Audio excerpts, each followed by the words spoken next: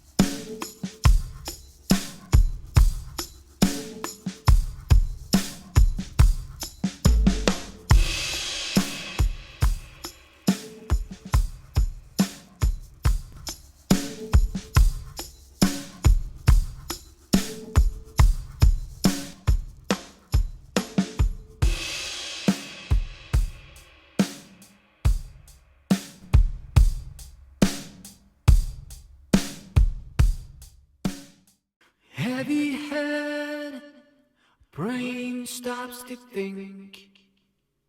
Walls smooth around, bodies begin to sink. Places not known, never been there before. Sorrows I forget appear soon for sure.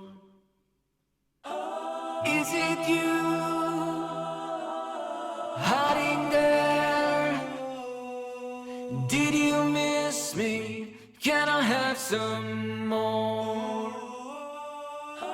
Keeps me moving down on the crown. A little love for my Marty queen. Heavy head, brain stops to think. Walls smooth around, bodies begin to sink. Places not known, never been there before. Sorrows I forget appear soon for sure. Is it you hiding there? Did you miss me? Can I have some more? Keeps me moving down on the crown.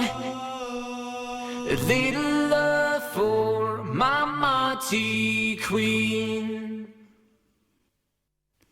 Heavy head, brain stops to think. Walls smooth around, bodies begin to sink. Places not known, never been there before. Sorrows I forget appear soon for sure. Is it you hiding there? Did you miss me? Can I have some more? Heavy head, brain stops to think. Walls smooth around, bodies begin to sink. Places not known, never been there before. Sorrows I forget appear soon for sure. Is it you hiding there?